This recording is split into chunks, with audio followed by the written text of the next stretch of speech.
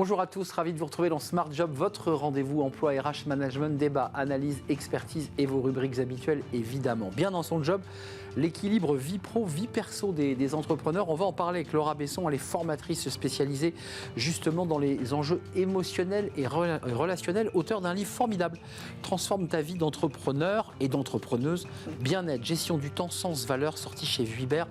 Plein de choses pratiques, très concrètes. On en parlera avec elle dans quelques instants. Elle est notre invitée. Le cercle RH, la relation des salariés à leur travail. Alors ça, c'est le sujet métaphysique du moment. Sens au travail, relation à notre travail, envie de poursuivre en entreprise.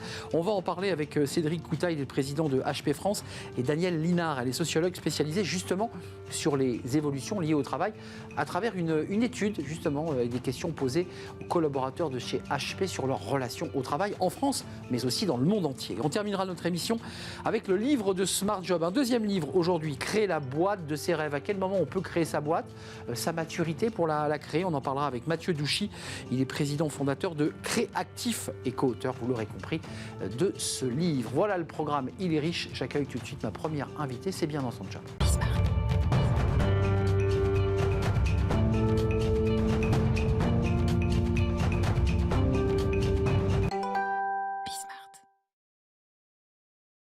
Relation vie pro, vie perso, on en parle avec Laura Besson. Bonjour Laura. Bonjour Arnaud. Formatrice spécialisée dans ces enjeux émotionnels, relationnels, autrice de ce livre qui est très intéressant, Transforme ta vie d'entrepreneur, bien-être, gestion du temps, sens et valeurs.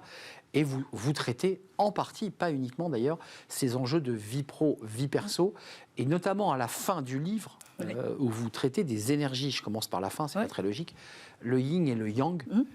Et ça fait d'ailleurs écho à cette relation qu'on entretient avec son travail. C'est un enjeu fort de trouver le juste équilibre, c'est ce que vous dites. Oui, notamment, c'est vrai pour les entrepreneurs, en tout cas c'est le sujet moi, que je connais le mieux. Et effectivement, c'est souvent un enjeu parce qu'il y a beaucoup de travail à la maison, parce qu'il y a toujours une porosité entre cette vie professionnelle et cette vie personnelle. Donc ça fait partie du top 3 des enjeux des entrepreneurs, dans les enjeux de bien-être. Ça veut dire qu'il faut trouver le juste équilibre entre ce qu'on investit, parce que vous l'expliquez, on peut se faire une balade en forêt et être très très très créatif. Ça c'est le yin. Et quand on est dans le yang, on est la tête dans l'action en permanence et vous dites attention danger, parce que si vous faites que ça, vous explosez en vol, ce qui est le cas des entrepreneurs aujourd'hui, souvent. Oui, c'est un truc qu'on voit souvent, effectivement. Et puis, d'une manière générale, dans nos sociétés occidentales, c'est ce pôle énergétique-là, en tout cas pour reprendre là le vocabulaire de mes confrères et consoeurs thérapeutes de médecine chinoise, puisque c'est plus leur vocabulaire que le mien. Mais effectivement, d'ailleurs, yang, si je ne dis pas de bêtises, ça vient du chinois travail, donc ça parle de cette énergie-là. Et c'est souvent, effectivement, une énergie qu'on a appris à investir, surtout quand on est entrepreneur, l'action, la stratégie, la réflexion. Mais il n'y a pas que ça quand on entreprend. L'équilibre vie pro, vie perso, lorsqu'on est entrepreneur, parce que c'est l'angle de votre livre, vous qui les obligez à faire un pas de côté, c'est ça aussi l'intérêt du coach, qu'est-ce qu'ils vous disent ? J'ai pas le temps, je peux pas baisser la tête, parce que si je baisse la garde, j'ai plus de chiffre d'affaires. Je précise que dans votre livre, vous parlez d'argent. Hein. Oui, vous évoquez l'argent. Oui. Sujet tabou. Sujet tabou et pourtant sujet principal quand on est entrepreneur, en tout cas dans les sujets principaux. Ma rémunération et ma trésorerie. N'est-ce pas ? Sujet d'actualité pour moi avec les entrepreneurs que j'accompagne en ce moment sur l'importance de l'épargne, par exemple, et de se payer d'abord. Un très bon livre d'ailleurs qui s'appelle Profit First chez les Américains. En tout cas, sur cette question-là, oui, ils disent qu'ils n'ont pas le temps, ils disent qu'ils sont fatigués, ils disent qu'il y a des charges à payer. Il y a la peur. Il y a la peur du chiffre d'affaires, mais il y a la peur de perdre des opportunités. Peur de manquer, vous dites dans le... Il y a la peur de manquer d'opportunités, de manquer d'argent, de manquer de temps. Il y a aussi le débat de la famille, parce que la vie perso, c'est le temps que je consacre à ma famille, à ma femme, si je suis seul, à ma femme et à mes enfants, et puis au cercle plus large. Ils négligent un peu cette partie-là, les entrepreneurs que vous croisez ? Oui, on peut voir cette sphère-là qui est négligée, parce que finalement, cette entreprise, on l'a toujours un peu dans la tête, vous le savez, Arnaud. Ouais. On l'a toujours un peu dans la tête, on l'a toujours un petit peu sur les genoux, et donc effectivement, ça peut vite, cette porosité-là, elle peut devenir très envahissante dans la vie personnelle. Qu'est-ce que vous leur donnez, vous, comme conseil ? Alors, dans le livre, il y a des éléments très concrets sur les processus, le recul qu'on peut avoir aussi par rapport à l'argent, par rapport même aux cibles. J'ai vu qu'il y a cette petite cible de Sinek, je crois. De Simon Sinek, oui. Simon Sinek. Vous tordez le cou à pas mal de choses. C'est une manière aussi de les rassurer, de démythifier des choses, ce livre et le travail que vous faites ? Oui, en tout cas, ce que j'ai à cœur de leur apporter, c'est aussi de prendre conscience que c'est un peu bateau, parce que je le dis souvent, mais c'est important, c'est qu'en fait, s'il n'y a pas d'entrepreneur, il n'y aura pas d'entreprise, de toute façon. Donc leur santé mentale, leur santé globale, en l'occurrence, moi, c'est plutôt les enjeux de santé mentale, psychique, etc. S'il n'y a pas de santé psychique, il n'y aura pas d'entreprise. Mais vous sentez quand même, à travers toutes les personnes que vous accompagnez, que c'est une population qui est un peu plus en danger que les autres, pour les raisons qu'on évoque, la tension, l'argent, la pression, le commercial. Est-ce que c'est une population en danger ? En danger, je ne sais pas, mais en tout cas, effectivement, pour toutes les raisons qu'on vient d'évoquer, aussi parce que des fois, ils se retrouvent démunis d'interlocuteurs qui connaissent bien leurs enjeux, parce que c'est peut-être une population qui a peut-être plus de mal à demander de l'aide aussi, ou qui en demande peut-être plus tard, qui peuvent manquer d'interlocuteurs qui les connaissent, et puis, comme on vient d'évoquer, parce que j'ai le chiffre d'affaires, parce que j'ai des salariés à payer, parce que je ne peux pas m'arrêter. Mais vous, votre boulot, c'est de leur dire attention, et ça c'est encore une fois la fin du livre, va donc te balader un peu en forêt, lève un peu la tête, regarde les arbres. Est-ce que ça rentre dans votre mission ?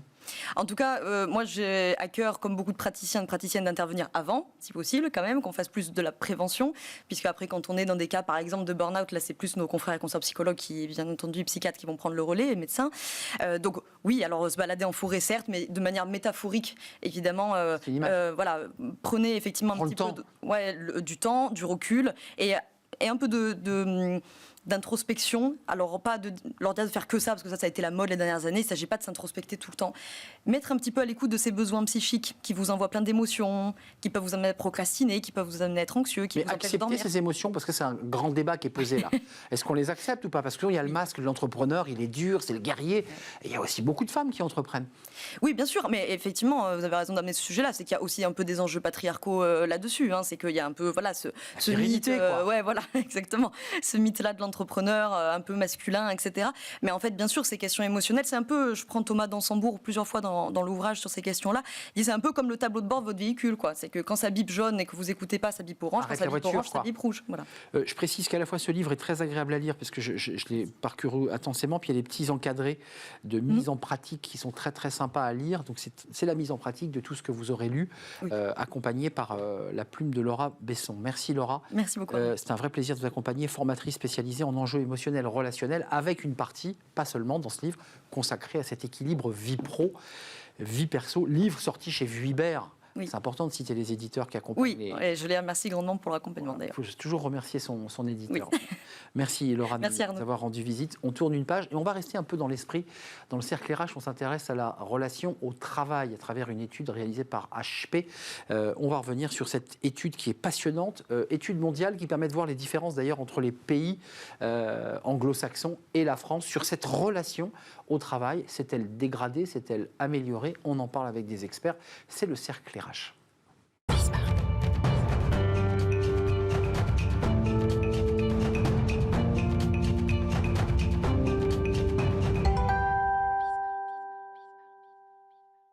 Le cercle RH pour parler à travers ce débat du travail, notre rapport au travail, le sens au travail, on en parle beaucoup, notre engagement aussi à travailler dans une entreprise, qui est un autre sujet très intéressant, et on en parle à travers une étude passionnante réalisée par HP, et on va revenir évidemment sur ce sondage. Alors il est mondial, c'est pour ça que je ne dis pas HP France, il est mondial, et on a sondé les cœurs des collaborateurs, les knowledge workers, pour utiliser ce mot anglais. On en parle avec mes invités pour décrypter tout cela. Cédric Coutat, ravi de vous accueillir. Vous êtes le président de HP France et donc vous avez contribué à cette étude. On va parler de la France puisqu'elle a été sondée. Je précise que c'est une étude qui n'a justement pas sondé les cœurs des collaborateurs HP. C'est tous les autres. C'est une étude sur 15 600 personnes, 12 pays dans le monde, non HP. Donc c'est vraiment pour étudier ce qui se passe dans la société et pas dans l'entreprise HP. Très intéressant. Daniel Linard est avec nous. Bonjour Daniel. Bonjour. Vous êtes sociologue spécialisé sur les questions liées à l'évolution du travail et de l'emploi, auteur de plusieurs études, de livres. C'est passionnant évidemment parce que c'est le cœur de notre émission. D'abord un petit mot sur, je dirais quand vous trempez le thermomètre dans le monde entier, quels sont les éléments forts et je dirais distinctifs parce que vous représentez la France sur ce plateau et forcément vous vous êtes comparé, vous vous êtes dit tiens, aux États-Unis, ils ne vivent pas les choses pareilles que nous. C'est quoi les sujets sur lesquels il y a eu des différences fortes ? Justement, la première surprise de cette étude, c'est exactement ça. C'est en fait, il n'y a pas une si grande différence. Que souvent, on dit, en Europe ou en France, on est beaucoup plus négatif que dans d'autres pays dans des pays anglo-saxons ou bien dans les pays d'Asie. Et en réalité, quand là, on dit qu'on a 21% des personnes en France qui disent avoir une relation saine, une relation saine avec leur travail, il y a 27% des personnes dans le monde. Donc, pour une fois, sur ce type de sondage ou sur ce type d'activité, il n'y a pas une grosse différence entre la France et les autres pays. Un petit chiffre avant de donner la parole à Daniel Linhart. 83% des sondés, ça c'est le monde, et 79% en France, c'est intéressant, donc là aussi l'écart est relativement faible, sont prêts à gagner moins pour faire un job qu'ils aiment plus. Alors ça, c'est une évolution assez intéressante, on va y revenir. Comment vous l'analysez, vous ? Non, je pense qu'il y a maintenant une quête de sens dans le travail, de plus en plus. Et les gens vont chercher à aligner leurs valeurs avec l'entreprise pour laquelle ils travaillent. Et si tout d'un coup, on a besoin de dire, je vais gagner un peu moins, mais je vais être plus aligné avec mon entreprise, ou je vais être plus aligné avec mes valeurs, ou je vais me retrouver dans les différentes activités, je vais avoir une bonne balance entre le travail, le temps passé au travail et le temps à la maison pour les loisirs, c'est quelque chose que les gens recherchent de plus en plus, et notamment depuis la période Covid. Daniel Linhart, le regard que vous avez de chercheuse qui auscultez le monde du travail, elle nous dit quoi, cette étude de l'évolution de notre rapport au travail ? Parce qu'elle dit des choses qui sont d'ailleurs confirmées dans d'autres études, c'est une tendance lourde. Qu'est-ce qui se passe ? Mais je crois que c'est une déception, en fait, qui caractérise un petit peu les résultats de l'enquête, parce que si on compare les pays en voie de développement avec les pays développés, on s'aperçoit que le niveau de satisfaction dans les premiers, c'est-à-dire dans les pays en voie de développement, est beaucoup plus élevé que ce qui se passe dans les pays développés. Les caprices d'enfants gâtés, quoi. Ben, non, moi je dirais pas ça. Je dirais qu'ils ont beaucoup d'espoir. Ils voient arriver dans ces pays un salariat qui remplace souvent du travail au noir. Ils voient arriver des meilleures conditions de travail avec des technologies qui sont plus de pointe. Le progrès. Et ils croient au progrès. Ben oui. Ils croient au progrès et ils pensent que ça va aller de mieux en mieux.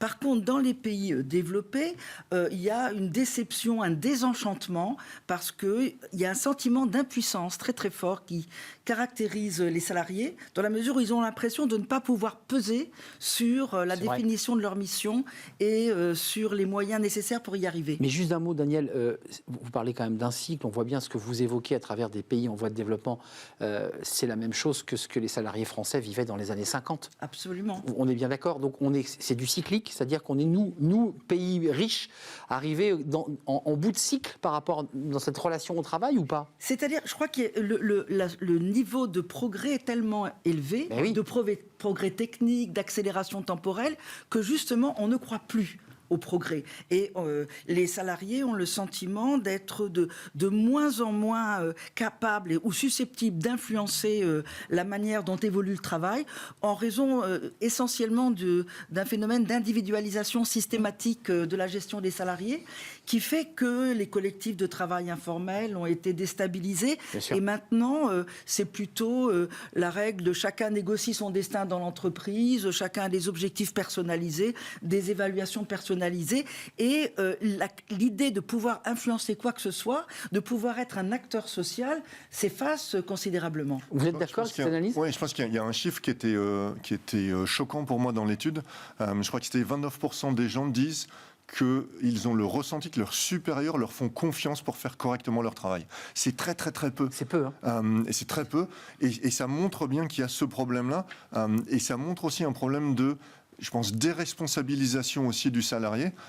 Et c'est quelque chose que l'on voit de plus en plus. Je pense que c'est quelque chose qui a démarré aussi durant la période Covid, où les gens se sont retrouvés en télétravail forcé. C'est quelque chose qui continue maintenant avec le travail hybride, avec les gens qui vont travailler de chez eux et qui vont travailler du bureau. Et c'est là, je pense, où il faut complètement repenser la manière dont on fait du management, le leadership, pour faire en sorte qu'on soit capable d'adresser les gens, même quand ils sont chez eux. On voit quand même dans vos chiffres, l'étude est vraiment passionnante, elle est globale, elle est riche, cette étude. Un désengagement professionnel plus important. On a quand même des salariés qui continuent à aller au travail. Je ne sais pas comment ça se vit chez vous. Vous présidez la France, HP France. Ceux qui sont au travail, dont vous savez que vos managers vous ont dit, écoute, il vient, mais globalement, il n'est plus du tout engagé. Comment on fait avec ce collaborateur ? Non, mais c'est là, donc nous on a mis une politique de télétravail en place où les collaborateurs ont la possibilité de travailler 2 jours de chez eux et ensuite 3 jours, soit chez des clients pour ceux qui sont dans le secteur commercial, soit du bureau. Et pour revenir à ce que Daniel disait, ça nous permet aussi de réengager les gens, d'en faire que cet esprit de groupe, cet esprit d'équipe revienne, parce que quelqu'un qui va rester en permanence tout seul chez lui, derrière son ordinateur, malheureusement, il ne pourra plus s'engager. Aussi bien à l'intérieur de son équipe qu'à l'intérieur de l'entreprise globalement. Et on a besoin de cet engagement. Et Daniel, question presque anthropologique, est-ce qu'on est en train de vivre un moment de bascule dans l'histoire du travail? On a eu le taylorisme, on a eu le fordisme, on a eu la chaîne de travail, on a eu des évolutions dans l'histoire du travail depuis longtemps. J'ai le sentiment qu'on est en train de vivre une autre étape dans cette relation au travail. On peut peut-être penser qu'il y a une autre étape, mais qui se caractériserait par le fait que le travail ne serait plus nécessairement une expérience socialisatrice, exactement, comme elle l'a été auparavant, mais elle devient de plus en plus un enjeu narcissique. C'est-à-dire, oui, mais ça c'est quelque chose qui a été conduit par la modernisation managériale, qui consiste à... Vous contredisez un tout petit peu ce que nous dit non, mais on n'est pas... Cédric. Écoute, non, mais c'est un débat. Non, mais allez-y, il n'y a pas de souci. Moi, je dis mon point de vue de sociologue. Non, bien sûr, mais c'est intéressant. Mon point de vue de sociologue, c'est que le management a beaucoup appuyé sur les dimensions personnelles, intimes, affectives de chaque salarié, au détriment du respect de sa professionnalité. C'est ça qui est grave. C'est-à-dire quand on engage quelqu'un, les recruteurs s'entendent dire... Trouvez-nous la personne résiliente, la bonne personne. C'est pas trouvez-nous le bon professionnel. Ouais. Ils le disent, nous on va le former, on va l'adapter, etc. Mais trouvez-nous la bonne personne. Ouais. Donc on est sur l'émotionnel, là. On est sur complètement sur l'émotionnel. Mais je pense que c'est une dérive dangereuse, nocive, autant pour la performance des entreprises que pour le bien-être des salariés. Dans l'étude, il est question des enjeux émotionnels. Mais c'est là où... moi j'ai la chance depuis 24 ans d'être chez HP, c'est la seule entreprise dans laquelle j'ai travaillé.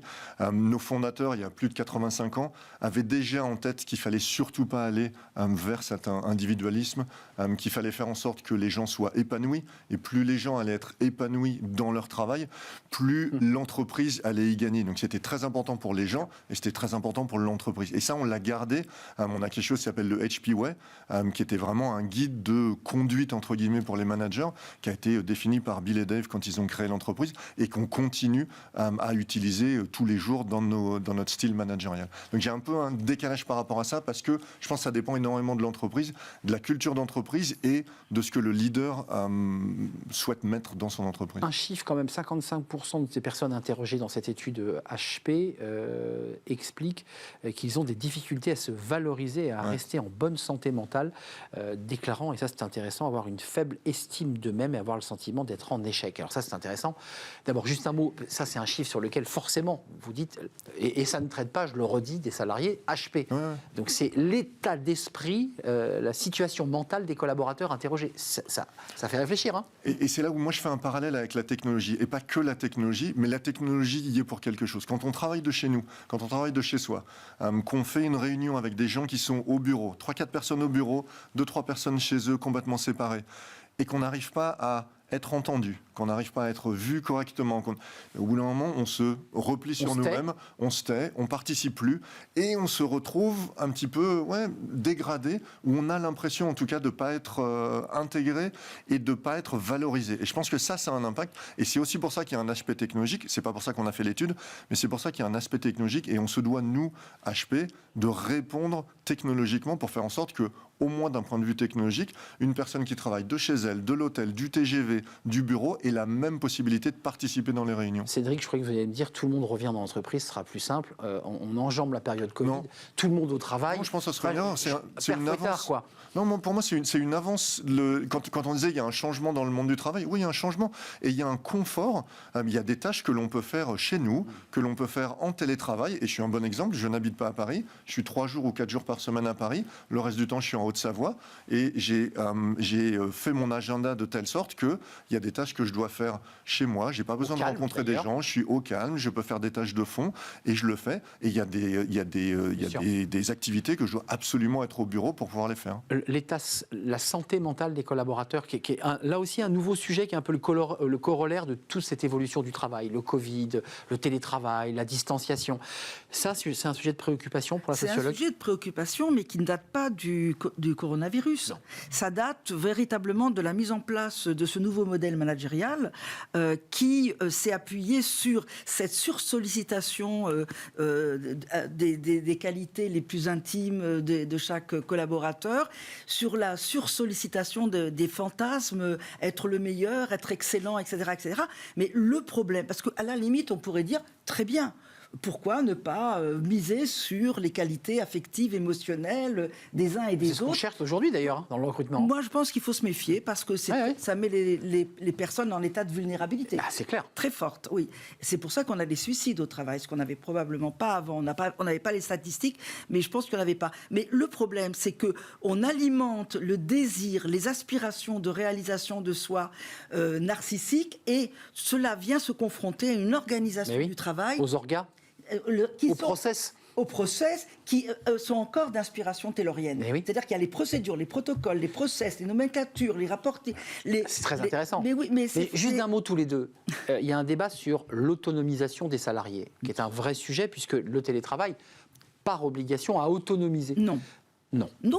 Le télétravail, ça se fait via le logiciel. Le logiciel relaie tous les protocoles, les process. Donc, c'est pas une autonomisation, c'est un isolement des salariés. C'est différent. Donc, un danger. Oui.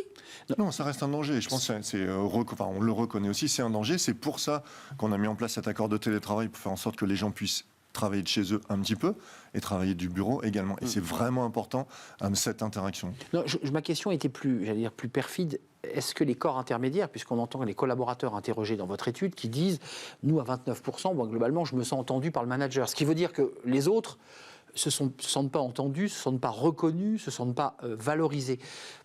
Ils servent à quelque chose, ces managers ? Parce que c'est plutôt des... Oui, mais c'est un travail extrêmement dur pour eux aujourd'hui. C'est dur, là, mais... Non, mais vous avez raison, mais il faut changer complètement la méthode de management. Dans l'étude, les managers qui ont été interrogés, 75% disent on doit absolument changer notre style de management. Exact. Par contre, quand on demande aux collaborateurs, les collaborateurs, il y en a 1 sur 5, il me semble, c'était 20%, qui disent on voit effectivement que le style de management a changé. Ça bouge. Ça veut dire très peu. Donc on est dans une évolution. C'est pas simple, et c'est pas simple pour les managers non plus. Il faut absolument évoluer la façon dont on fonctionne. C'est super facile de regarder quand on voit un employé et de se rendre compte il est détaché, il y a un mal-être, il y a quelque chose qui se passe mal, quand il est avec nous en présentiel dans le bureau.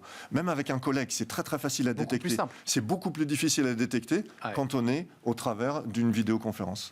Daniel Linard, 45 secondes, c'est la fin du travail ? Pas du tout, pas du tout. Les Français sont très engagés dans le travail, plus que dans d'autres pays.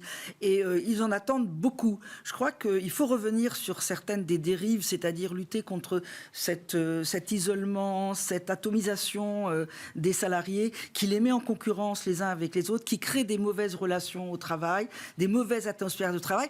Et je crois qu'il faut surtout miser sur leur professionnalité et la qualité de leur engagement et respecter cette professionnalité pour transformer l'organisation du travail en fonction de leurs besoins de professionnels, de manière à ce qu'ils puissent faire un travail de qualité dans lequel précisément ils puissent se reconnaître et être reconnus. C'est pas la fin du travail. Non, c'est absolument pas la fin du travail. Et je pense que justement, c'est là où maintenant les entreprises doivent apporter un sens au travail, doivent apporter un sens aux collaborateurs, pas forcément sur des tâches de travail, mais sur autre chose, sur d'autres valeurs, sur l'environnement, sur comment est-ce qu'on peut aider les populations et les communautés. Donc, c'est super important, le travail, pour aussi générer d'autres choses que juste le travail. Merci à vous deux pour ce débat passionnant, essentiel, et qu'on va poursuivre évidemment dans nos émissions pour essayer d'expertiser. Allez voir cette étude HP, Knowledge Workers, étude mondiale que vous avez développée avec nous, Cédric Coutat. Vous êtes le président d'HP France.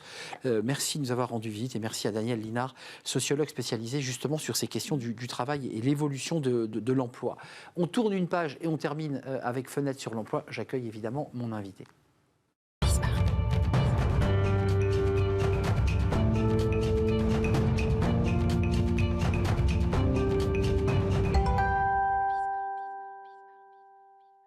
Et on termine notre émission avec le livre de Smart Job et j'accueille Mathieu Douchy, un habitué de notre émission. Bonjour Mathieu. Bonjour Arnaud. Président et fondateur de Créactif avec un F, avec un S, co-auteur de ce livre, parce que vous êtes deux co-auteurs, Alexis Botaya et Mathieu Douchy, Créer la boîte de vos rêves et la vie qui va avec, édition de La Martinière. Qu'est-ce que vous voulez dire dans ce livre? C'était quoi l'esprit quand vous vous êtes dit, tiens, on va écrire un livre? C'est quoi? On va dire quoi à vos lecteurs? Alors, d'expérience, puisque dans mon métier, donc avec Créactif notamment, vu qu'on a accompagné 25 000 entrepreneurs, on a appris beaucoup de choses. Alexis, pareil, de par ses expériences, le co-auteur. Et qu'est-ce qu'on a essayé de transmettre? C'est qu'on peut créer le job de ses rêves. Alors, c'est un peu un buzzword, mais... le rêve américain, quoi. Le rêve américain, mais derrière, très concrètement, c'est pas du tout ça, le livre. Le livre, on ramène très clairement les gens à la réalité et on essaye de leur faire le moins d'erreurs possible. Parce qu'en fait, il y a beaucoup d'erreurs à faire. Il y a énormément de personnes qui veulent entreprendre. 80% des Français se posent la question à un moment d'entreprendre. Tout le monde ne le fait pas. Et par contre, il y a beaucoup de personnes qui le font et qui ne le font pas très bien. Et pas toujours pour les bonnes raisons, je m'autorise. Pas toujours pour les bonnes raisons. Par exemple, le cas typique de la personne qui a idéalisé une entreprise. Être entrepreneur, c'est aller au golf et gagner beaucoup d'argent, par exemple. Ouais. On se projette là-dessus. On se projette là-dessus. Alors, on pourrait se projeter sur... je vais créer ma chambre d'hôte, donc ça va être cool, je vais avoir ma petite maison à la campagne, tout ça. Voilà. Alors que je serai levé tous les matins à 6 heures. Sauf qu'il va falloir se lever, il va falloir attendre les Parisiens qui arrivent en retard, il va falloir... voilà, c'est ça la réalité. Et donc en fait, il y a souvent un idéal et une réalité. Et donc du coup, il faut les ramener sur terme. Donc vous leur ouvrez les chakras en leur disant, attention, réfléchis bien avant d'aller sur Internet et de créer ta société. C'est ça. Quelles sont les questions importantes qu'on doit se poser avant ? Alors, il y en a plein, évidemment. C'est aussi pour ça qu'on le résume dans le livre en 30 principes, donc on en traite beaucoup. Quelle pourrait être la première? Par exemple, pour un salarié, de peut-être pas claquer la porte avant d'avoir réfléchi à son projet. C'est bête comme conseil. Sur tes arrières, quoi. Mais déjà, en fait, on est dans une situation de confort quand on est salarié. On est payé à la fin du mois. Le chrono, il commence pas à tourner, entre guillemets. À partir du moment où on démarre son entreprise, le chrono, il est parti. Et on a une deadline, on a une date limite qui va être soit ses droits au chômage, si on a des droits au chômage, soit les moyens financiers qu'on a qui nous permettent de tenir 1 an, 2 ans. Et on rentre dans une course contre la montre où notre business model, notre entreprise, doit prendre le relais avant la fin de ses économies ou de ses aides. Et ça, c'est un autre état d'esprit. Donc on ne quitte pas son job avant d'avoir réfléchi. On ne part pas tête baissée comme ça sans avoir de garantie même financière, parce qu'en fait... Alors les garanties, je pense que vous savez, c'est pas toujours simple d'avoir des garanties, mais en tout cas d'avoir un minimum, travailler son projet, réfléchir, rencontrer des personnes, par exemple désacraliser la réalité du futur métier qu'on souhaite faire, etc. etc. Un mot quand même sur le devenir de l'entrepreneur, parce qu'une fois qu'il a lu vos 30 principes, il se dit, bon, je suis prêt. Il y a un moment où il va se dire, ça y est, c'est le moment, parce qu'il y a quand même une maturité à tout ça. À quel moment il sait que ça y est, il peut y aller? C'est une excellente question. Encore une, il n'y a pas de bon moment. Malheureusement, il n'y a jamais de bon moment et il n'y aura jamais personne qui vous dira, c'est bon, maintenant, t'es prêt, vas-y, lance-toi. On va suivre les 30 principes et puis on va se trouver plein d'excuses. Parce que dans tous les cas, non, en ce moment, il y a les enfants, il faut payer les études. Je suis bien au boulot, au final, c'est pas si pire. Mon manager, en ce moment, il est pas si mal. Je gagne pas si mal, etc. On a toujours une bonne excuse. Mais par contre, il y a aussi quelque chose qui est très intéressant, c'est que on croit que les entrepreneurs se sont tous levés un matin et ont tous claqué la porte et sont partis comme des chevaliers, c'est bon, je vais me lancer. Mais en fait, très souvent, c'est des gens qui ont été licenciés, c'est des gens qui ont eu une fin de contrat, qui ont rencontré une difficulté, un manager un peu trop complexe à gérer, une relation trop complexe, et donc on sort de cette relation, pas vraiment parce qu'on avait envie, mais parce qu'on est obligé. Oui. Et là, on se dit, ok, je vais en profiter pour faire quelque chose. Et ça, c'est la réalité de l'entrepreneuriat. L'entrepreneuriat, c'est pas des gens qui sortent comme ça. C'est un parcours initiatique, en fait, pour la plupart. Merci Mathieu Douchy, je suis absolument désolé, ce livre est passionnant. Créer la boîte de vos vos rêves et la vie qui va avec. Vous êtes un entrepreneur aussi, Oui. avec plusieurs dizaines de salariés, et vous avez créé votre boîte, et vous le racontez finalement à travers ce livre, coécrit avec Alexis Botailla, édition de La Martinière. Merci Arnaud. À très très bientôt de vous revoir. Merci à vous, merci de votre fidélité. L'émission est terminée. Je vous retrouve très prochainement, bien entendu. Merci pour vos messages, vos réactions, tant sur l'émission Smart Job que sur l'ensemble des réseaux sociaux, à travers les extraits de nos invités. Merci à vous et je vous dis à très bientôt. Bye bye.